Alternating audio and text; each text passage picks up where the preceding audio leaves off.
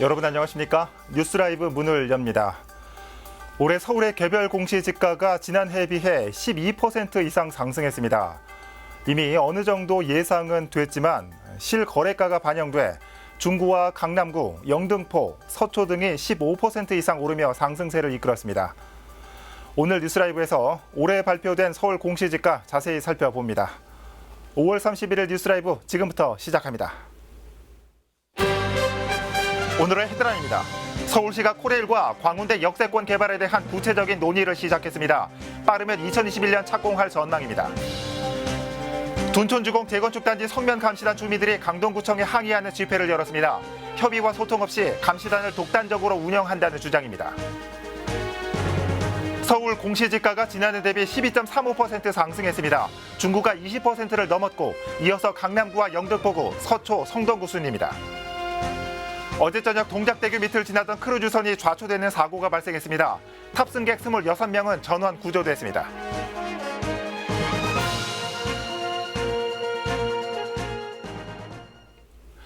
서울시가 광운대 역세권 개발 사업에 속도를 내고 있습니다. 토지 소유주인 코레일과 구체적인 개발 계획에 대해서 논의를 시작한 겁니다. 이르면 오는 2021년 착공할 수 있을 거란 전망입니다. 박선화 기자의 보도입니다. 노원구 월계동 광운대역 일대 총 부지 면적은 15만여 제곱미터며 사업비는 2조 6천억 원입니다. 동부권 최대 개발 사업 중 하나인 광운대 역세권 개발에 탄력이 붙고 있습니다. 서울시는 지난 22일 토지 소유주인 코레일과 광운대 역세권 사업의 구체적 개발 계획 수립을 위한 사전 협상에 돌입했다고 밝혔습니다. 6월에 협상 조정 협의회를 시작으로 사업자와 공공이 같이 개발 계획을 논의를 하게 되고요. 올해 말까지 협상을 완료를 목표로 하고 있습니다. 코레일의 사업 제안서에선 최고 49층 높이의 업무와 주거시설을 갖춘 주상복합단지 조성을 담고 있습니다. 공공기여 대지에는 문화와 벤처, 창업지원센터 건립을 제안했습니다. 중랑천과 주변 대학 등 자연입지를 활용해 명실공히 신경제 거점으로 만들겠다는 구상입니다.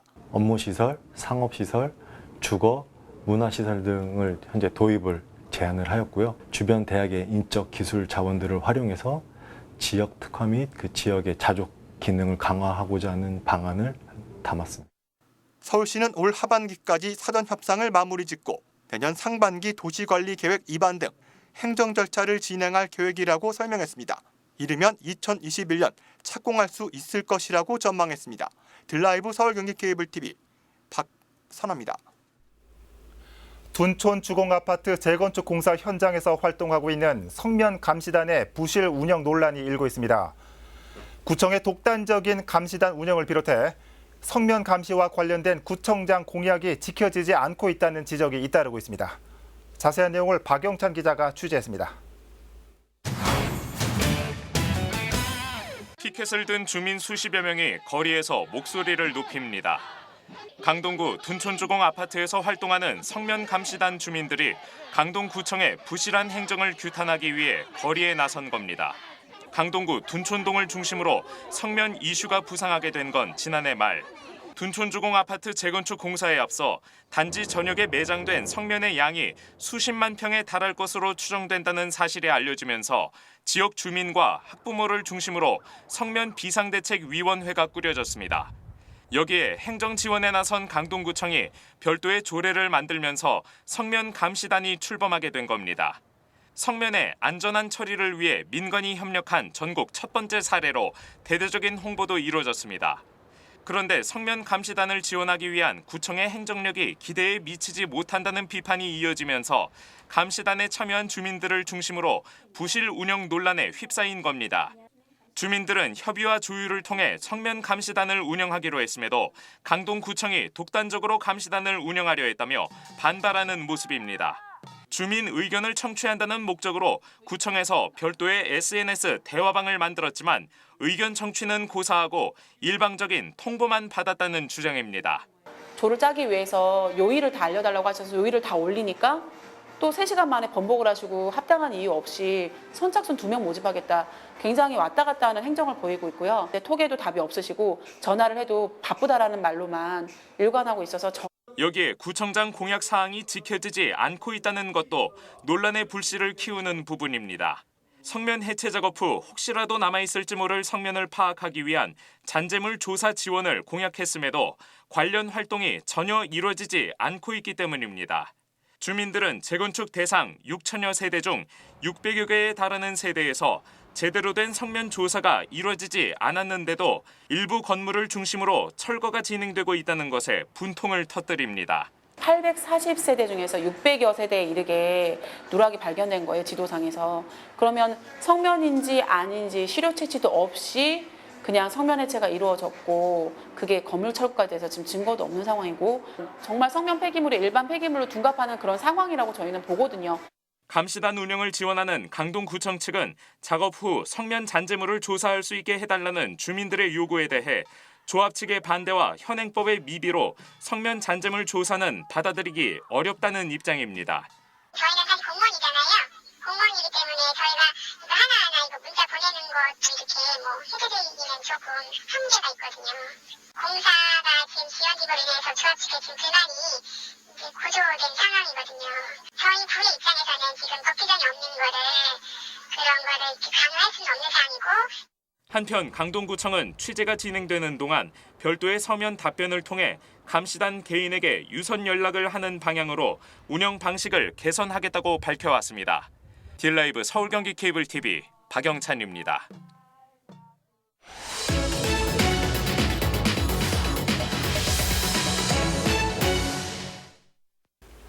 올해 개별 공시지가가 결정 공시됐습니다. 토지 관련 국세와 재산세 등 지방세 부과 기준이 되기 때문에 많은 분들이 관심을 가지고 계실 텐데요. 서울 기준으로 지난해 대비 12.35% 상승했습니다. 자세한 내용을 취재기자 연결해서 살펴보겠습니다. 김동훈 기자. 네, 보도국입니다. 네, 서울 개별 공시지가가 어제 발표됐죠. 오늘부터 공시됐는데 예상했던 것처럼 서울이 큰 폭으로 상승했네요.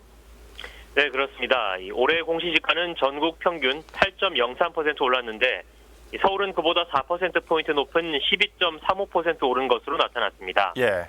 지난 2월 발표된 표준지 공시지가 상승률 13.87%에 비하면 다소 낮은 수치지만 실거래가가 반영돼 서울은 12년 만에 가장 높은 상승률을 보였습니다. 예. 특히 서울의 상승폭은 지난해 상승률인 6.84%에 비해 2배 가까이 오른 겁니다.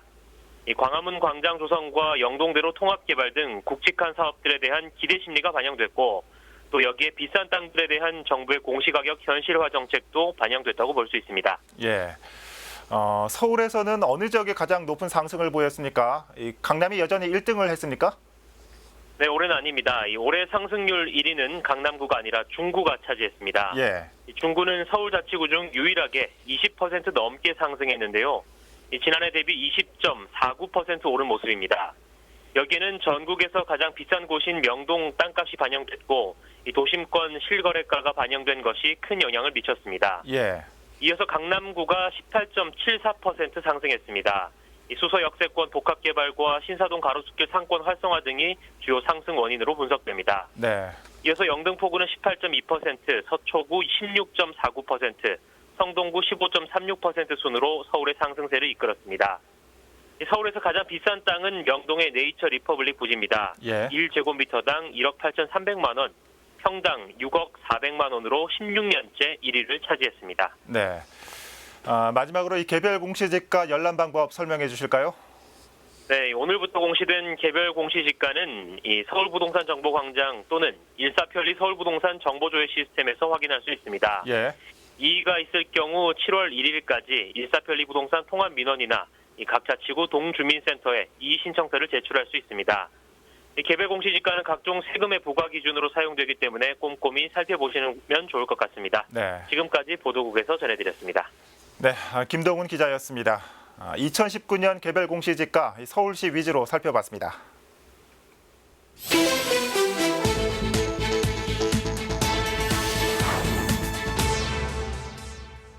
어제 저녁 6시쯤 동작대교 북단을 지나던 크루즈 여객선이 교각 아래 모래턱에 걸려 좌초됐습니다.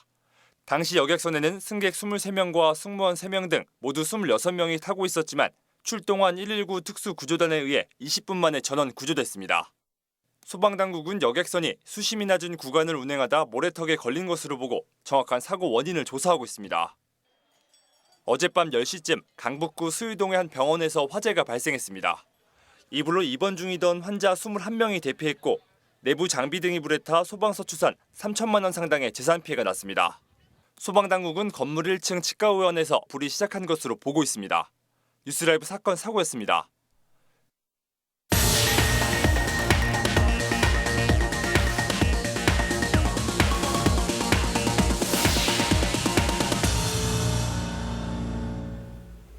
신촌의 옛 명성을 되찾으려는 노력이 이어지고 있습니다.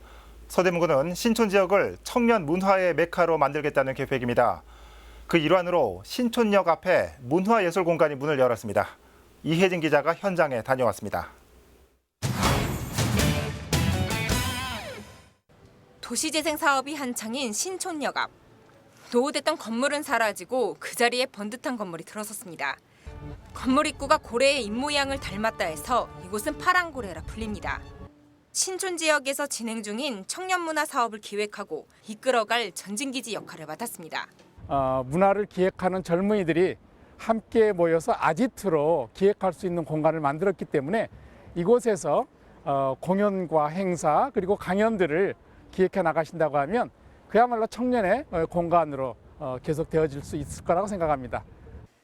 파랑고래의 역할은 크게 두 가지입니다. 먼저 청년 문화예술 공간으로의 활용입니다.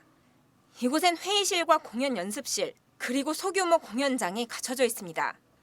청년 문화예술을 기획하고 그 결과물을 선보일 수 있는 시설이 한 곳에 모여 있는 것. 사전에 대관 신청만 마친다면 누구나 무료로 파랑고래를 이용할 수 있습니다. 또한 이곳은 다시 한번 부흥을 꿈꾸는 신촌 지역 상인들의 커뮤니티 시설로도 활용됩니다. 상권 활성화를 위해 문화예술 활동을 지원할 예정입니다. 지역 명소화는 물론 신촌 청년 문화의 정체성을 확립하고 지역의 상권 활성화와 공동체 활성화를 견인해내는 도시 재생의 앵커 시설로 문화적 도시 재생을 지속적으로 추진해 나가겠습니다. 한편 서대문구는 버스킹과 팟캐스트 방송이 가능한 신촌 플레이버스와 복합 문화공간인 창작 놀이센터, 그리고 이번에 개관한 파랑고래를 통해 신촌 지역을 청년 문화의 메카로 자리매김하겠다는 계획입니다. 딜라이브 서울 경기 케이블 TV 이희지입니다. 광화문 광장과 강남대로 등 유동인구가 많은 곳을 중심으로 금연구역 지정이 활발해지고 있습니다. 하지만 여전히 무분별한 거리 흡연과 담배꽁초 무단 투기는 쉽게 사라지지 않고 있습니다. 강남구에서는 이를 막기 위한 방안으로 전용 휴지통을 선보였습니다. 지혁배 기자입니다. 강남역 인근 이면도로입니다. 유동인구가 많은 곳이지만 거리에선 흡연자들을 어렵지 않게 볼 수 있습니다. 떠난 자리엔 어김없이 담배꽁초가 버려져 있습니다. 치워도 끝이 없습니다. 담배꽁초가 진짜 너무너무 지저분하고 아침에만 나와서 청소하면은 진짜 이게 거리인가. 단속에 손길이 미치지 못하는 사이 흡연과 담배꽁초의 무단 투기가 기승을 부리자 구청에서는 전용 휴지통을 거리 곳곳에 배치했습니다. 높이 1m의 직사각형 형태로 상단에 담배를 비벼 끌 수 있도록 투입구가 마련돼 있습니다. 눈치 안 보고 담배를 필 수 있어서 정말 좋은 것 같아요. 여기다가 버릴 수도 있으니까. 강남구는 지난 4월 말 강남역 여명길과 삼성일동 음식문화 특화거리, 대치사동 산등성길에 담배꽁초 전용 휴지통 30개를 시범 설치하면서 거리 청소를 강화했습니다. 무단 투기에 대해서 6월부터는 단속되면 현장 계도와 함께 최대 5만 원까지 과태료를 부과하기로 했습니다. 뒷골목이 담배꽁초 무단 투기로 너무 지저분해지다 보니까 주민들 민원도 있었고 우리가 이제 도시 미관이 악화되다 보니까 환경 개선 차원에서 앞으로 시범 설치 지역은 가로수길과 로데오 거리, 논현동 먹자골목으로 확대됩니다. 담배꽁초 전용 휴지통 설치는 금연정책 강화에 따른 과도기적 시범 사업입니다. 때문에 무단 투기가 근절되면 거리에서 사라질 전망입니다. 딜라이브 서울 경기 케이블 TV 지혁배입니다. 서울시가 노원구 상계동 창동 차량기지 일대 세계 최대 규모의 의료단지 조성을 구상하고 있습니다. 그 첫 단추로 서울대병원 이전을 추진하고 있습니다. 박선화 기자의 보도입니다. 서울시가 종로구 연건동에 위치한 서울대병원 이전을 계획하고 있습니다. 장소는 노원구 상계동 창동차량기지 자리입니다. 박원순 서울시장은 최근 서울대 측에 이 같은 생각을 전했고 대학 측도 전향적 태도를 취하고 있는 것으로 확인됐습니다. 창동차량기지 개발사업 주민설명회에 참석한 오승록 노원구청장은 다음 달 중 이와 관련한 TF팀이 꾸려질 것이라고 설명했습니다. 서울대병원 본사 유치. 그냥 서울대병원이 아니고 박원순 시장하고 얘기를 했는데 세계 최대의 종합병원입니다. 분당 판교에서 답을 찾고 있습니다. 판교는 서울대병원 유치 이후 의료개발 단지로 큰 성장을 거둔 곳입니다. 한국의 실리콘밸리로 불리는 판교에서 영감을 얻어 창동차량기지 일대를 제약과 병원, 바이오 산업이 어우러진 세계 최대 규모의 의료단지로 만들겠다는 것입니다. 궁극적인 R&D 센터와 그다음에 판교로 이어지는 바이오 벨트를 형성했기 때문에 지금 가장 좋은 클러스터인데 이 모델이 지금 그 창동 상계 쪽에서 그리고 있는 모델과 아주 유사한 모델을 가지고 있습니다. 문제는 재원 마련. 하지만 창동차량기지 사업은 이미 국책사업으로 지정됐고 서울시 주요 정책 중 하나인 강남북 균형발전과도 궤를 같이 하고 있어 예산 지원에 어려움은 없을 것이란 전망입니다. 바이오 메디컬 산업이라든지 여러 가지 좋은 산업군이 만들어져서 장차 창동 상계 지역에 8만 개의 좋은 일자리가 만들어지길 바라고요. 한편 이날 토론회장은 사업 설명을 듣기 위해 찾은 주민들로 발 디딜 틈조차 없었습니다. 창동차량기지 개발 사업에 대한 높은 관심을 엿볼 수 있었습니다. 드라이브 서울 경기 케이블 TV 박선아입니다. 민관 협치회의를 구성해 다양한 사업을 펼쳐오고 있는 서대문구가 조례 개정을 준비하고 있습니다. 협치회의의 대표성을 강화하기 위해 공동의장을 한 명 더 늘리겠다는 내용을 담고 있습니다. 이혜진 기자가 보도합니다.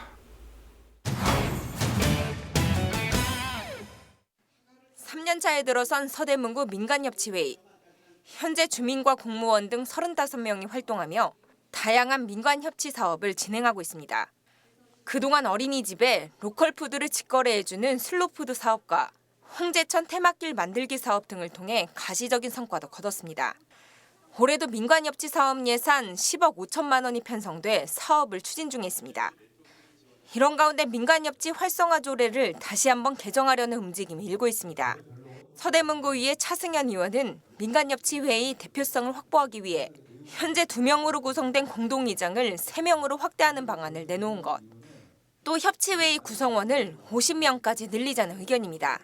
기본적으로 의회가 주민의 대표 기관이기 때문에 이런 이제 공동의 주민 참여가 함께하는 행정에도 의회도 당연히 역할을 해야 될 것이고 특히나 아직도 협치가 활성화된다고 하지만 행정에서 칸막이가 여전히 존재하고 있고 그런 부분을 의회가 나서서 함께한다면 일정 정도 해소할 수 있다고 생각을 합니다. 개정 조례안은 협치회의의 투명성 강화도 강조하고 있습니다. 예산을 집행하는 기구인 만큼 모든 회의 내용은 구청 홈페이지를 통해 공개하고 매년 보고서를 만들자는 것. 또 민간협치 활성화에 기여한 위원회에 대한 포상 계획도 개정 조례안에 담겼습니다. 해당 조례안은 다음 달 열리는 서대문구의회 정례회에서 논의될 예정입니다. 기존에는 행정이 계획을 수립하고 그것을 시행하고 평가도 이제 행정 스스로 했던 것에 반해서 이번에 이제 주민이 참여를 하고 구정의 계획 수립부터 시행 평가까지 함께 하는 것으로. 한편 25개 자치구 중 19개 자치구가 민간협치 활성화 조례를 제정해 관련 사업을 진행하고 있습니다. 드라이브 서울 경기 케이블 TV 이희진입니다. 소셜 벤처기업은 반짝이는 아이디어에 열정과 패기를 담은 젊은 사업가들이 주로 창업을 합니다. 하지만 보조금 지원이 중단되는 시기가 되면 자금난 등으로 인해 폐업하는 경우가 많습니다. 이를 두고 업계에서는 죽음의 골짜기라 부르는데 성동구가 이 같은 사태를 방지하기 위해 전문 상담실을 열었습니다. 조성협 기자입니다. 편리성이 높은 점자판 개발을 주 업무로 하는 한 소셜벤처 기업입니다. 이 업체는 지난해 성동구에서 주관한 소셜벤처 기업 엑스포에서 대상을 수상할 정도의 저력을 지녔습니다. 하지만 처음 점자판을 개발할 때만 해도 자금난과 정보 부족으로 심한 고초를 겪었습니다. 저희가 속해 있는 이 뭐 보조기기나 아니면은 점자 교육이나 이런 쪽 분야에 대해서 아직 모르는 것도 많고 해서 그런 쪽에 대한 자문을 얻는 게 좀 필요할 때가 있어요.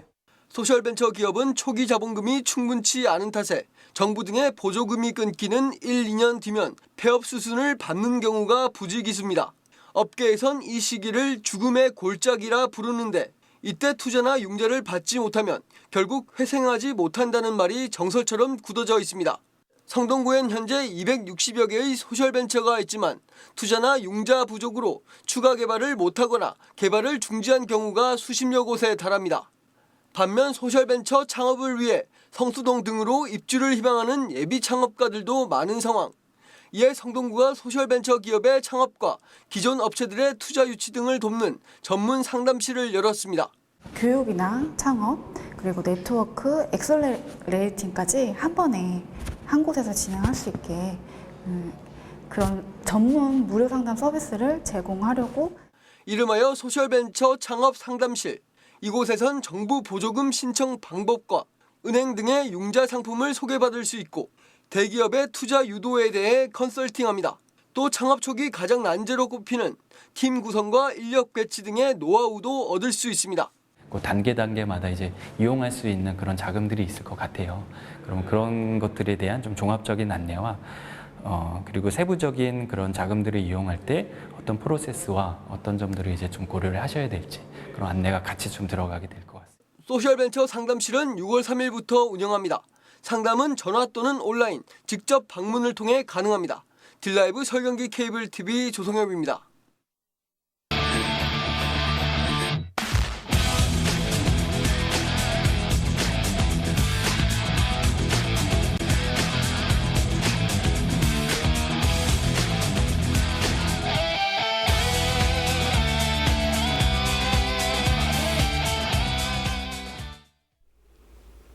내일부터 출시되는 서울시의 택시 강제 호출 앱을 두고 택시업계에서는 반대 목소리가 나오고 있습니다.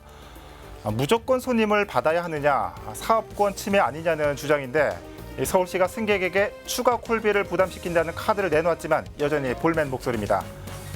과태료를 앞세운 서울시의 강제 정책이다. 결국 시민들의 택시 요금 부담이다. 이용 추이를 봐야겠지만 서울시의 두 번째 택시 호출 앱은 일단 시작부터 삐그덕거리고 있습니다. 뉴스라이브 마칩니다. 시청해 주셔서 고맙습니다.